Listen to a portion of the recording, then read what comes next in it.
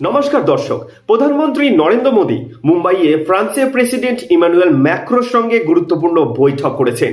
এই বৈঠকে ভারত ও ফ্রান্সের মধ্যে 20টিরও বেশি গুরুত্বপূর্ণ চুক্তি স্বাক্ষরিত হয়েছে। প্রধানমন্ত্রী মোদী ফ্রান্সকে ভারতের একটি বিশেষ অংশীদারি বলে উল্লেখ করছেন। এবার দুই দেশ তাদের সম্পর্ককে স্পেশাল গ্লোবাল স্ট্র্যাটেজিক পার্টনারশিপের মর্যাদা দিয়েছে। এর অর্থ হলো সম্পর্ক শুধু বাণিজ্য বা অস্ত্র কেনাবেচায় সীমাবদ্ধ থাকবে না, বরং নিরাপত্তা, প্রযুক্তি, মহাকাশ গবেষণা, সামুদ্রিক নিরাপত্তা এবং বড় আন্তর্জাতিক ইস্যুতেও দুই দেশ একসঙ্গে কাজ করবে।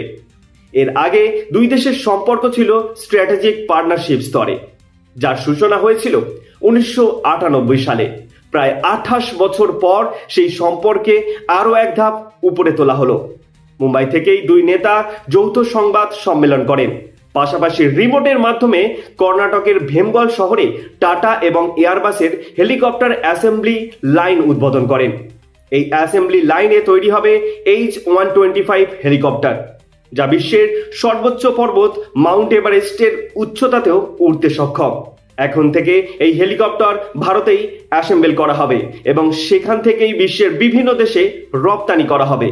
প্রধানমন্ত্রী মোদী বলছেন, ভারত ফ্রান্সের কৌশলগত সম্পর্ক এখন সাধারণ মানুষের অংশীদারিত্বে পরিণত হয়েছে। প্রেসিডেন্ট ম্যাক্রো জানান, রাফাল যুদ্ধবিমান থেকে সাবমেরিন পর্যন্ত বহু ক্ষেত্রে দুই দেশ ইতিমধ্যে একসঙ্গে কাজ করছে।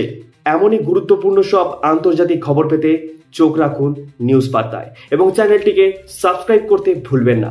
ধন্যবাদ।